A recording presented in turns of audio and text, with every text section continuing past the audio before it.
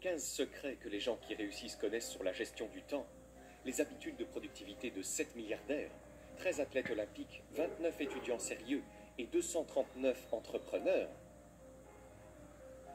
Vous ne les utiliserez peut-être pas tous, mais si vous utilisez 1, 2 ou 3 ou 4 d'entre eux, je vous dis que vous allez tirer beaucoup plus de votre journée. N'importe qui peut faire une grande différence, absolument. Nous avons tous la même quantité de temps, chacun d'entre nous a la même quantité de temps, mais certains d'entre nous le gaspillent, certains d'entre nous gaspillent ce temps, certains d'entre nous n'en font pas le meilleur usage. Mon but, mon espoir, est qu'à la fin de cet épisode, vous soyez capable de voir combien de temps vous avez dans une journée. Et il y a quelque chose dans cet épisode que vous serez en mesure d'utiliser pour peut-être obtenir plus de votre journée. Et pour moi, c'est une victoire, absolument une victoire dans mon livre. Pépite d'or numéro 1, le temps est votre ressource la plus précieuse et la plus rare. 1440 est le nombre qui peut changer votre vie. Et ce chiffre correspond au nombre de minutes dont nous disposons tous dans une seule journée.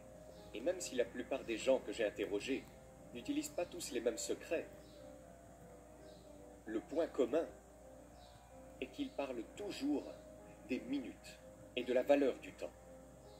Et quand vous réalisez vraiment à quel point une seule minute est précieuse, je veux dire, l'argent, on peut le perdre et le regagner. Notre santé, on peut tomber malade et retrouver la santé.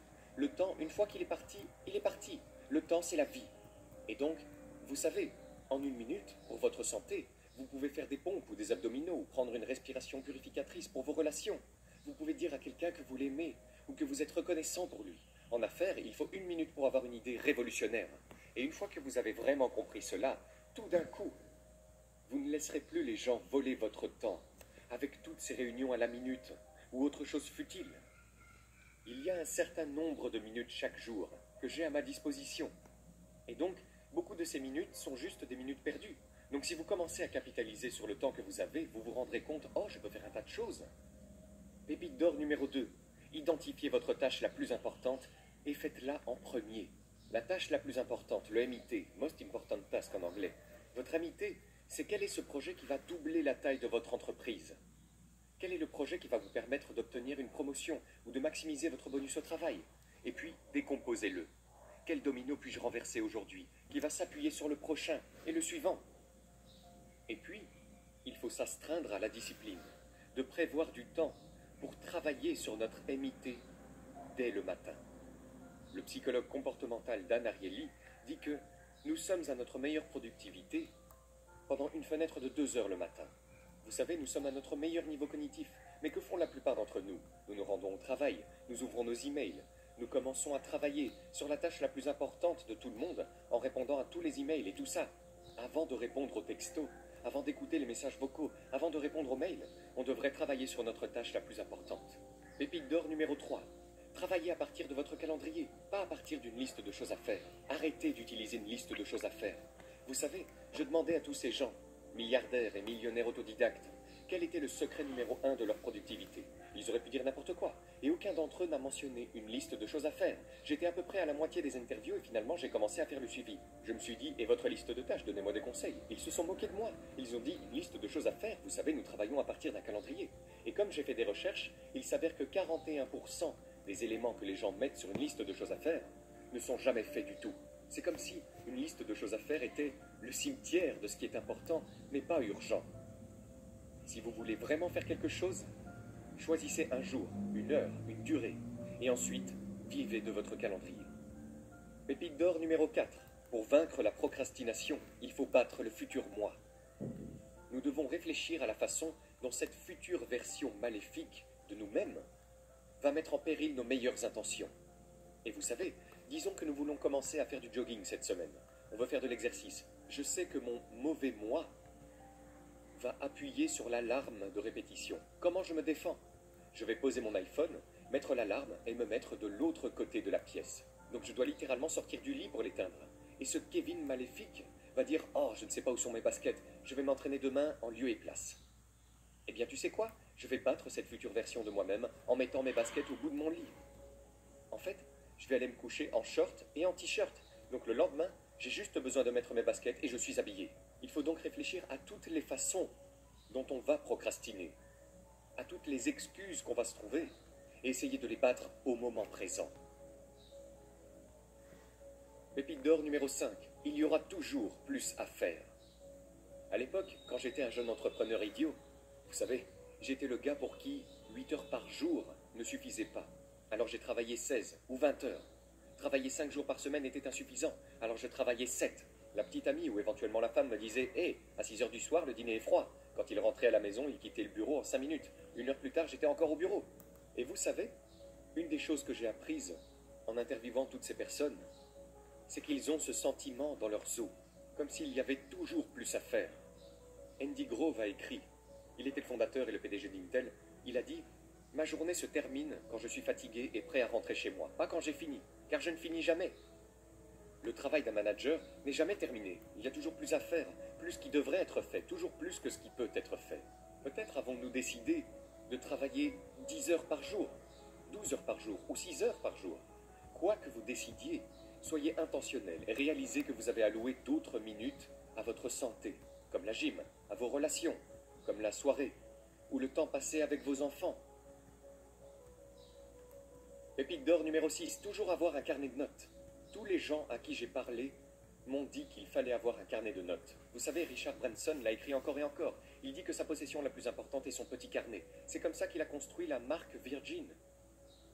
Vous savez, il y a toutes ces personnes que j'ai interviewées qui ne jurent que par ce pouvoir de noter de petites choses, que ce soit un journal ou des notes de réunion, ou des mots de sagesse tirés des livres qu'ils lisent, mais ça change vraiment leur vie. Oui, et l'une des choses que David Allen dit toujours est que notre esprit est mieux utilisé pour traiter des idées différentes, pas pour retenir des informations. Vous seriez surpris quand vous commencerez à garder un carnet sur vous de la quantité d'informations qui vous viennent à l'esprit et que vous voulez capturer. Maintenant, quand vous commencez à capturer ces informations dans ce carnet, vous réalisez « Bon sang, j'ai gardé tant de bonnes informations et elles ont disparu. Je l'ai perdu ou je m'y suis accroché. » Et cela ruine la capacité de votre esprit à se libérer pour traiter de nouvelles informations, ce qui est le meilleur état pour votre esprit. Pépite d'or numéro 7. Contrôlez votre boîte de réception.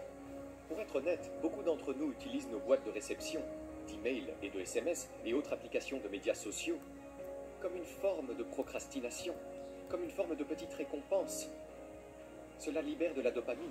C'est un peu comme tirer sur la manivelle des machines à sous. Ça va être quelque chose de bien. Et toutes ces entreprises et d'autres personnes dans nos vies veulent notre attention. Et c'est bien, mais ça peut nuire à notre productivité. Donc, la ligne de fond est de fermer les notifications sur votre téléphone. Surtout, vous pouvez consulter vos emails, vos messages et tout le reste, mais faites-le quand vous voulez le faire, pas parce que quelqu'un d'autre vous appelle. Un peu comme le chien de Pavlov. Vous savez, qui sonne une cloche et je prends mon téléphone. Comme toute autre chose, je traite les emails 3 fois par jour, matin, midi et soir. Là encore, les chiffres ne sont pas si importants. Je veux dire, je connais des gens qui ne les traitent qu'une fois par semaine ou une fois par jour. Et d'autres personnes me disent que je suis un agent de change, ou autre, et comme si je devais répondre aux gens tout le temps. C'est drôle de traiter ça toutes les 30 minutes ou 15 minutes. L'idée est d'être intentionnel à ce sujet. Coupez les notifications. Si vous êtes là et que vous n'avez pas désactivé les notifications de vos emails, qu'attendez-vous? Je l'ai fait il y a longtemps. Je les ai désactivés parce que c'est juste une distraction. Pépite d'or numéro 8. Planifier et assister à des réunions en dernier recours. Nous pouvons tous faire comme Mark Cuban et dire non à notre patron, à d'autres personnes ou à des réunions. Nous pouvons dire non beaucoup plus souvent. Nous pouvons dire non à un grand nombre de réunions. Nous pouvons dire non aux réunions avant midi, comme si nous devions garder notre travail profond le matin et notre travail collaboratif l'après-midi. Et si vous devez dire oui à une réunion, dites non aux longues réunions. Richard Branson dit encore, il y a peu de réunions qui doivent durer plus de 5 ou 10 minutes. Et donc ce ne sont que des idées. Disons non aussi souvent que possible, au moins un jour par semaine. Dites non, et ensuite essayez de dire non aux longues réunions. Absolument, en fait, et cela nous fait passer à la pépite d'or suivante. Pépite d'or numéro 9, dites non à tout ce qui ne soutient pas vos objectifs immédiats. Ils ne sont pas impolis, mais les personnes qui réussissent le mieux savent quelles sont leurs valeurs, quels sont leurs objectifs, et elles remplissent leur agenda avec des choses qui les aideront à les atteindre. Et cela ne laisse pas de temps pour beaucoup d'autres choses. Vous savez, nous sommes élevés, dès notre plus jeune âge, à vouloir être aimés. Donc vous voulez aider les gens. On vous dit que c'est bien d'aider les gens. Vous ne voulez pas être impoli. Ce qui m'a aidé, c'est quand j'ai réalisé que chaque fois que je disais oui à quelque chose, je disais en fait non à une autre chose, ou à plusieurs choses. Je me suis mis dans un tel pétrin parce que j'aime être aimé. Et donc je disais oui aux gens tout le temps, même si je savais qu'en disant oui, ça allait bousiller mon emploi du temps, que je devrais repousser d'autres choses dans ma tête. J'étais comme, tu ne vas plus faire ça, tu n'iras pas à la gym, tout ton emploi du temps sera chamboulé, bien sûr. Devenir bon à dire non, et le faire d'une manière très polie, d'une manière délicate, est quelque chose que beaucoup d'entre vous doivent faire. Pépite d'or numéro 10, suivez le puissant principe de Pareto.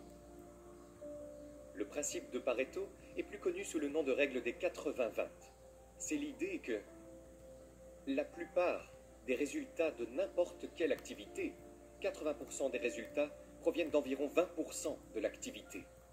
Il s'agit donc de faire une pause, de ralentir et de regarder avec tout le travail que vous faites pour construire votre entreprise, pour accomplir votre objectif, quelles sont les quelques tâches qui vous apportent le plus de résultats. Concentrez-vous sur ces quelques tâches. Pépite d'or numéro 11. Se concentrer sur vos uniques forces et votre passion. Nous devons vraiment nous rappeler le pouvoir de la délégation. Vous savez, je suis un perfectionniste, donc personne ne peut faire les choses aussi bien que moi. Vous savez, je dois tout faire pour faire bien les choses. Et la réalité est que cela peut être vrai. Mais nous devons réaliser, en pensant encore une fois à la règle des 80-20, que oui, si je délègue à quelqu'un de mon équipe, peut-être que ce ne sera pas parfait. Mais si c'est à 80% parfait, je dois être d'accord avec ça et laisser faire, parce que maintenant ça m'a libéré tout mon temps. Pépite d'or numéro 12. Regroupez votre travail avec des thèmes récurrents. Si vous lisez le livre The Innovative Entrepreneur, vous verrez qu'ils attribuent différents thèmes à leur bureau pour que les employés puissent se concentrer sur un type de travail spécifique. Le célèbre Dan Sullivan, qui est en quelque sorte le consultant des consultants, dit que les entrepreneurs devraient avoir des jours de concentration, des jours tampons et des jours libres. Les jours de concentration sont les jours où vous travaillez vraiment. Ce sont les jours où vous faites vos activités les plus importantes. Généralement, elles sont liées aux ventes ou aux revenus, mais quelles que soient vos forces. Un jour tampon, c'est le jour où vous rattrapez les appels téléphoniques et les courriels, où vous signez les papiers et vous savez, toutes les autres choses administratives que nous devons faire. Et puis les jours libres sont les jours où vous ne travaillez pas et où vous vous reposez et vous rechargez, ce dont tous les athlètes olympiques m'ont vraiment parlé. Pépite d'or numéro 13. Si vous pouvez effectuer une tâche en moins de 5 minutes, faites-la immédiatement. On en revient donc au principe de la touche unique. Je vais à l'extrême sur ce point. Je marche pour aller chercher le courrier. J'ai la boîte aux lettres tous les jours. La plupart des gens, vous rentrez à l'intérieur et il y a 2 piles. La pile de déchets et puis les factures. Et puis plus tard, nous passons par les déchets à nouveau, et puis nous passons par les factures à nouveau. En remontant vers le garage, je trie ces déchets et je les jette dans la poubelle de recyclage avant même d'entrer dans la maison. Ces factures vont dans la pile des factures, que je traite encore une fois le vendredi après-midi. Je n'ouvre même pas les enveloppes jusqu'à ce que je sois prêt à les faire. Vous savez, je ne me soucie pas de savoir quelle est ma facture d'électricité ou d'abonnement au câble. Je vais juste les laisser là jusqu'à ce que je sois prêt à les traiter. Donc, vous ouvrez un email quand vous êtes prêt à le traiter. À ce moment-là, apprenez à ne toucher à tout qu'une seule fois. Pépite d'or numéro 14. Utilisez systématiquement les matins pour renforcer votre esprit, votre corps et votre âme. Vous savez, je demande aux gens de me donner leurs conseils de productivité numéro 1. Je m'attends donc à entendre parler de listes de tâches, de calendrier et de priorités. Beaucoup de gens ont dit que leur meilleur conseil de productivité est ce qu'ils font durant la première heure de la journée. Et ils ne parlent pas de travailler, ils parlent de leur esprit et de leur corps. La plupart des personnes que j'ai interrogées, ces personnes très performantes, ne se réveillent pas stressées, ne se précipitent pas au bureau et ne se plongent pas dans leurs emails. La première heure, les 30 premières minutes, ils investissent en eux pour le long terme. Dernier point, mais non le moindre, pépite d'or numéro 15, la productivité est une question d'énergie et de concentration, pas de temps. Vous savez, nous disposons tous des mêmes 1440 minutes par jour. Nous ne pouvons pas en avoir plus. Il ne s'agit pas de gérer le temps. L'idée est donc tout d'abord de prendre soin de notre corps, en faisant du cardio, en buvant beaucoup d'eau et en dormant profondément. En plus de cela, les personnes les plus productives font plus de pauses. Nous sommes donc conçus pour sprinter et nous reposer. Sprinter et nous reposer. Et donc encore une fois, chacun son truc. Vous savez que beaucoup de gens aiment la technique Pomodoro. Vous sprintez pendant 25 minutes, puis vous vous levez et vous vous promenez. Vous prenez l'air, vous buvez de l'eau.